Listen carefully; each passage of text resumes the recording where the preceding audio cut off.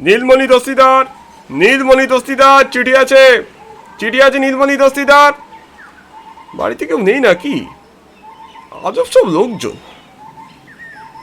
সকালে চায়ের কাপ হাতে খবরের কাগজে চোখ বোলাচ্ছিলাম, এমন সময় বাবা এলো। বাবু, এই নে তোর কল লেটার, পিয়ন ডাক বাক্সে ফেলে গেছে। চিঠিটা হাতে ধরিয়ে বাবা চলে গেল। চিঠির খামের ওপর টাইপ অক্ষরে লেখা আমার নাম। সরকারি চিঠিতে নিজের নামখানা দেখতে পেয়ে মনে মনে উল্লাসিত হলাম। রেলে ইঞ্জিনিয়ারের চাকরি, সোহাগপুর রেল স্টেশনে পোস্টিং, এই সপ্তাহেই জয়েনিং। এর আগে একা একা তেমন কোথাও যায়নি, কিন্তু এবার তো নির্দিষ্ট দিনে মোটঘাট বেঁধে তৈরি হয়ে নিলাম। দুপুরে ট্রেন, পৌঁছতে পৌঁছতে পরদিন সকাল হয়ে যাবে। যাবার আগে বাবা বলল, সাবধানে যাস খোকা, আর বহু কষ্টে এই চাকরিটা পেয়েছিস, ওটার মূল্য দিস। হ্যাঁ বাবা, নিশ্চয়ই, আসি। সারাদিন ট্রেন জার্নি করে পরদিন সকালে হেড অফিসে পৌঁছলাম। অফিসার সমস্ত কাগজ চেক করে বলল, তুমি মিস্টার দস্তিদার, এ নাও, এই কাগজে একটা সই করো। এ নিন স্যার। আজ থেকে জুনিয়র ইঞ্জিনিয়ার পদে তুমি ডিউটি জয়েন করলে। এখান থেকে সোজা সোহাগপুর রেল স্টেশনে চলে যাও। আচ্ছা স্যার, ধন্যবাদ। বাইরের দরজার দিকে পা বাড়াতেই অফিসার লোকটা বললেন, এই দাঁড়াও দাঁড়াও, আরেকটা কথা। হ্যাঁ স্যার, বলুন।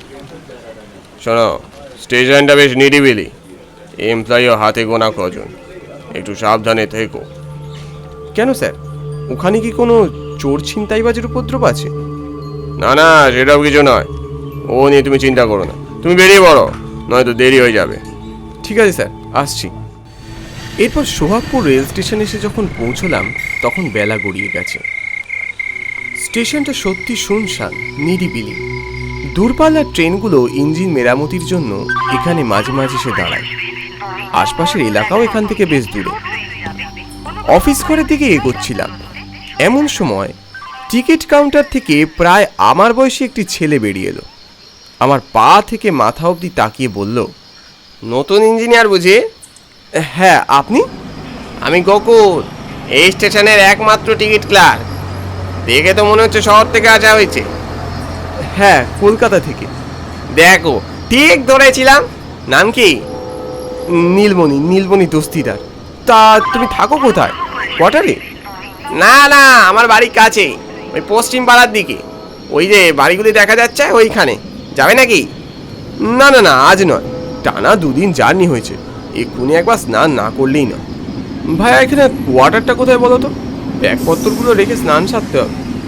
হ্যাঁ চলো না, দেখিয়ে দিচ্ছি। দাঁড়াও, আমি আগে অফিসে একবার অ্যাটেন্ডেন্সটা সেরে আসি। ঠিক আছে ঠিক আছে। পরদিন সকালবেলা স্টেশনে পৌঁছতেই স্টেশন মাস্টার অখিল বাবুর সাথে দেখা হলো। তুমি তো নীলমণি, নতুন ইঞ্জিনিয়ার? হ্যাঁ স্যার। কংগ্রাচুলেশন। কোথায় দেখা হয়? স্যার, আমি কলকাতায় থাকি। আমারও তো বাড়ি কলকাতায়, যাদবপুরে। বাহ বাহ বাহ বাহ বাহ বাহ, তোমার মতো ইয়াং জেনারেশনেরই তো এই কাজে দরকার। আসো, তোমায় একবার কাজগুলো বুঝিয়ে দিই। এই আশিস, এই এর কাজগুলো বুঝিয়ে দাও। হ্যাঁ স্যার। এই নীলমণি, এদিকে আসো। দুপুরে স্টেশনের বেঞ্চে বসে ঝিমুচ্ছিলাম। সকালের কাজ শেষ, আবার সেই রাতে কিছু ইঞ্জিনের কাজ হবে। গোকুল বেমক্কা এসে বলল, এই যে কাজ শেষ? হ্যাঁ, সকালের মতো তো কাজ শেষ, আবার সেই রাতে কামারহাট এক্সপ্রেসে কিছু কাজ আছে।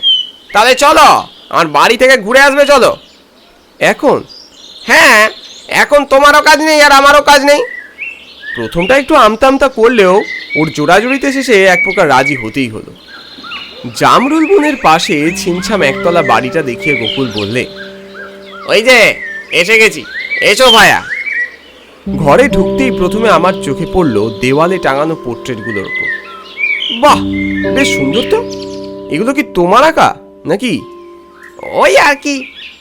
তুমি তো জব্বর আর্টিস্ট। তুমি তো আগে জানাওনি কথা। ওর বাড়ির সারা দেওয়াল জুড়ে নানা রকমের পোর্ট্রেট, প্রত্যেক কটাই আকর্ষণীয়। কিন্তু হঠাৎই কোণের দিকে একটা পোর্ট্রেট দেখে রীতিমতো চমকে উঠলাম।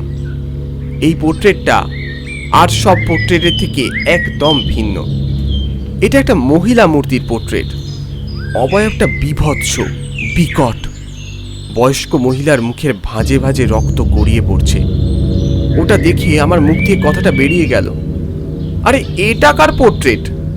গোকুল এগিয়ে এসে বলল, কে জানে, এই ছবিটা আমাকে একজন কেউ দিয়েছিল। ছাড়াও সব কথা, কি খাবে বলো তো এখন? না না না, দুপুরের খাবার খেয়ে এসেছি, ব্যস্ত হয়েও না। আচ্ছা, তোমার বাড়িতে কে কে আছে?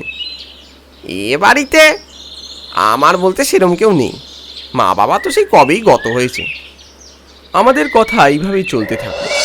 সন্ধ্যের পর স্টেশনে যেতেই ইঞ্জিন মেরামতির কাজে ব্যস্ত হয়ে পড়লাম। এতক্ষণের টানা পরিশ্রমে ঝিমুনি ধরে এসেছিল। এমন সময় হঠাৎ একটা ভয়ানক দৃশ্যে আমার সারা শরীর ঠান্ডা হয়ে এলো যেন। ইঞ্জিনের ওপাশে অন্ধকারে ধীরে ধীরে স্পষ্ট ফুটে উঠল একটা মুখবিবর। ওই মুখটা আমি সকালে পোর্ট্রেট হিসেবে গোকুলের বাড়িতে দেখেছি। কে ওখানে? কে কে ওখানে? সাথে সাথেই যেন মুখটা নিকষ কালো বনের আড়ালে মিলিয়ে গেল। কিছুক্ষণ বাদে আবার সেই একই কাণ্ড। এবার আমি বেশ আতঙ্কিত হয়ে উঠলাম। কে কে আপনি? কি চান? কে কে ওখানে? আমার চেঁচামেচিতে রমেশ এসে হাজির হয়েছে দেখলাম। কি হয়েছে সব? কোনো সমস্যা? এই রমেশ, দেখো তো ওই দিকটায় কেউ আছে নাকি? না, রমেশ কিছু খুঁজে পেল না সেদিন। তবে রাত্রিরে কোয়ার্টারের বিছানায় আমি সারা রাত দু চোখের পাতা এক করতে পারলাম না, ছটফট করেই কাটিয়ে দিলাম। পরদিন সকালে শেডের তলায় দাঁড়িয়ে গোকুলের সাথে কথা হচ্ছিল। দু চার কথার পর আমি আর কাল রাতের কথাটা চেপে রাখতে পারলাম না। বললাম, আচ্ছা গোকুল, ওই ছবিটা কার, তুমি কি তা আমায় সঠিক করে বলতে পারো? বা সেই ছবি তোমায় কে দিয়েছিল? কেন, কি হয়েছে? আমার মনে হয় ওই ছবি যার, সে কোনো স্বাভাবিক মানুষ নয়। মানে? মানে ও মুখ আমায় কাল সারা রাত ঘুমোতে দেয়নি। গোকুল হাসলো। এ আর হয় নাকি? আমার বাড়িতে এতকাল ছবিটা পড়ে আছে, কিছু হলো না, আর তোমায় কিনা কাল সারা রাত ঘুমোতে দেয়নি। তোমার যে কথায় বিশ্বাস হবে না সে আমি জানতাম। শোনো, ওসব কিছু নয়। প্রথম প্রথম কাজে জয়েন করেছো, কাজের চাপে ওরমটা হতে পারে। আমি এখন চলি, দেরি হয়ে যাচ্ছে, বুঝলে? হতেই পারে, স্ট্রেসটা কাল একটু বেশি ছিল বটে। কথাটা ভাবতে ভাবতে অফিস রুমের দিকে এগিয়ে যাচ্ছিলাম। এমন সময় দেখলাম আশিসবাবু দূর থেকে আমার দিকে বিস্ময়ে ফেলফেলে দৃষ্টিতে তাকিয়ে আছে। একটু কাছে যেতে অদ্ভুত স্বরে তিনি বললেন, নীলমণি, তোমার শরীর টরীর সব ঠিক আছে তো? হ্যাঁ স্যার, কিন্তু এ কথা বলছেন কেন? না মানে, তুমি ওইখানে দাঁড়িয়ে একা একা নিজের মনে কি সব বকে যাচ্ছিলে, তাই বললাম। না না, একা কোথায়, আমি তো গোকুলের সাথে কথা বলছিলাম। গোকুল? কে গোকুল?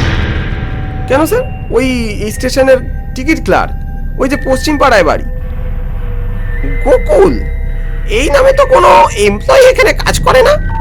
আর তাছাড়া বছর দুই ধরে ওই টিকিট ক্লার্কের পোস্টটা খালি পড়ে আছে। আশিসবাবুর কথা আমি প্রথম বিশ্বাস করিনি। আমি বললাম, স্যার, আপনার যদি আমার কথা বিশ্বাস না হয় আমার সাথে ওর বাড়ি চলুন, আমি ওর বাড়ি কালই গেছি। গেছো? চলো তো দেখি। সে বাড়ির সামনে যেতেই আমি যেন আঁতকে উঠলাম, হাত পা কাঁপতে লাগলো আমার। বাড়ির সদর দরজা অবধি ঝোপ আর আগাছা স্তূপ, ভাঙাচোরা গেটে মাকড়সার জালে ছেয়ে গেছে, যা কাল আমার এক বিন্দুও চোখে পড়েনি। আর ওই বাড়িটা প্রায় ভগ্নস্তূপে পরিণত হয়েছে, কার্নিশ বেয়ে উঠেছে অসহ্য চারা। একটা কাক পক্ষীও সে বাড়ির ছায়া মারাচ্ছে না। তাহলে কি আমি কাল যা সব দেখেছি সব ভুল, নাকি এসব অলৌকিক? আশিসবাবু বললেন, আরে তো ভাঙাচোরা পরিত্যক্ত একটা বাড়ি, চাকরিতে এসব দিয়ে আমি এই বাড়িটাকে এভাবেই দেখছি। কার ছিল কে জানে। ততক্ষণে আমার চারপাশ অন্ধকার হয়ে এসেছে, নিজের চোখকেই বিশ্বাস করতে পারছিলাম না। আমার শরীরটা কেমন খারাপ হতে শুরু করেছে যেন। রাতে কলকাতার একটা ট্রেন আছে, ঠিক করলাম আর না, আজ রাতে ট্রেনেই বাড়ি ফিরবো, তারপর যা হবে দেখা যাবে। ট্রেন একদম ফাঁকা, নির্জন। এত রাতে সহযাত্রী হিসেবে কাউকেই পেলাম না তেমন। অন্ধকার কামরায় গুটিসুটি মেরে বসেছিলাম। হাওয়ায় চোখটা কেমন লেগে এসেছিল। হঠাৎ চোখ খুলে পাশের সিটের দিকে তাকাতেই সমস্ত ভয়টা যেন ফের জাঁকিয়ে ধরল আমাকে। আমার পাশের সিটে বসে আছে গোকুল। ওর প্রশান্ত দৃষ্টি আমায় তখন আরো আতঙ্কে ফেলেছে। অজান্তে মুখ থেকে বিড়বিড় করে কথাটা বেরিয়ে এলো, গোকুল তুমি এখানে? কথাটা শুনে গোকুল যেন মুচকি হাসল, তারপর ঘ্যাড় ঘ্যাড়ে গলায় বলল, আমি তো এখানেই থাকি, কিন্তু তুমি বাড়ি ফিরে যাচ্ছ কেন? চাকরি করবে না? তারপর ও যেন ধীরে ধীরে আমার দিকে ওর দুহাত বাড়িয়ে দিল। ব্যাপারটা আমার মোটেই ভালো লাগলো না। ঠিক সেই মুহূর্তেই ট্রেনটা ঝাঁকুনি দিয়ে থেমে গেল।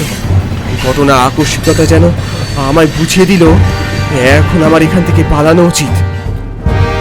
পরক্ষণেই তড়িঘড়ি কামরা থেকে নেমে পড়লাম। তারপর রুদ্ধশ্বাসে রেল লাইনের পাশ দিয়ে ছুটতে থাকলাম। ড্রাইভারের সাথে যদি দেখা করা যায়, রেলের কর্মী হিসেবে যদি কোনো উপায় হয়। ছুটে ড্রাইভারের কামরার সামনে দাঁড়িয়ে নিশ্চিন্তে হাঁপ ছাড়ছি। এমন সময় সেই ড্রাইভারের সিটের দিকে তাকাতেই আত্মারাম খাঁচা ছাড়া হয়ে গেল। সেই মহিলা মূর্তি ওই সিটে বসে আছে। মুখ ভর্তি অজস্র পলি রেখা, ক্ষত চিহ্ন, দগদগে রক্তের ফোঁটা চুঁয়ে বেরোচ্ছে সেই রক্তের ক্ষতস্থান থেকে। সেই মুখটা চিনতে আমার একটু অসুবিধে হলো না। গোকুলের বাড়িতে দেখা সেই পোর্ট্রেটের মলিন মুখটা স্পষ্ট আমার চোখের সামনে ভেসে উঠেছে। সমস্ত শরীর ততক্ষণে অবশ হয়ে এসছে। প্রাণভয়ে রেল লাইন ধরে সোজা ছুটতে শুরু করলাম। কয়েক সেকেন্ড পর ট্রেনের হুইসেলের শব্দ। পিছনে ট্রেন ছেড়ে দিয়েছি। আমি পাগলের মতো ছুটে চলেছি। পিছনে ট্রেনও তখন স্পিড বাড়াচ্ছে। সহসা আমার এক পা কেউ যেন চেপে ধরলো, আর আমি ছিটকে রেল লাইনের ওপর পড়লাম। মুখ তুলে তাকাতেই দেখলাম একটা বিভৎস কঙ্কাল আমার পা চেপে ধরেছে আর বলছে, খুব চাকরি করবার শখ না? কর চাকরি, কর কর, এখানেই কর। আজ খুব আনন্দের দিন, ভালো করে চাকরি কর। ট্রেনটা ততক্ষণে হুইসেল বাজিয়ে পিছনে আরো অনেকটা এগিয়ে এসেছে। পথটাতে নিশ্চিত মৃত্যুদূত, আর সামনে সেই ভয়ঙ্কর কঙ্কাল মূর্তি। বাঁচার আশায় শরীরের সমস্ত শক্তি এক করে সেই কঙ্কালের সাথে ধস্তাধস্তি শুরু করলাম। ছেড়ে দাও। প্রথমবারের ধাক্কাটা ব্যর্থ হলেও দ্বিতীয়বারের ধাক্কাটার সাথে সাথে সেই কঙ্কাল ছাড় মূর্তিটা ছিটকে পড়লো কিছু দূরে। আর তখনই আমি সেখান থেকে উঠে ফের দৌড়তে শুরু করলাম লাইন ধরে। আরো কিছুটা দৌড়ানোর পর সামনে একটা স্টেশনের প্ল্যাটফর্ম দেখতে পেয়ে তড়িঘড়ি সেদিকে ছুটে গেলাম। সেখানে পৌঁছতেই ক্লান্ত দেহে সিমেন্টের মেঝের ওপর লুটিয়ে পড়লাম। সকালে হাসপাতালে জ্ঞান ফিরতেই সোজা ছুটে গেলাম হেড অফিসে। অফিসারকে আমার সাথে ঘটা সমস্ত ঘটনার বিবরণ দিলাম। অফিসার কিছুক্ষণ চুপ থাকবার পর বলল, এই একই ঘটনা আগে যারা এই পোস্টে এসেছে তাদের সাথেও ঘটেছে, তাই আমি এই ব্যাপারে খোঁজ খবর নিয়েছিলাম। কিছুদিন আগে জানতে পেরেছিলাম গোকুল এক স্থানীয় ছেলে। ছেলেটা পড়াশোনাতে বেশ ভালো ছিল, আর আঁকাচোকাতেও বেশ পারদর্শী ছিল। ঠিক যেই পোস্টটা আজ তুমি করছো, ওই পোস্টেই ওর চাকরিটা হয়ে গিয়েছিল। কিন্তু কোনো এক অসৎ অফিসার ওর এই পোস্টে ঘুষ নিয়ে অন্যকে চাকরিটা পাইয়ে দেয়। এই ঘটনার পর ছেলেটা সাইকো মানে পাগল হয়ে যায়। তারপর একদিন ওর একমাত্র অভিভাবক মাকেও খুন করেছিল। এর কিছুদিন পর ও নিজেও রেল লাইনে মাথা দিয়ে সুইসাইড করে। সুইসাইডের আগে ওর মায়ের শেষ ছবিটাও এঁকে গিয়েছিল। এই জন্যেই যাবার আগে তোমায় সাবধান করেছিলাম আর কি। এখন কি চাও, ট্রান্সফার? দেখা যাক।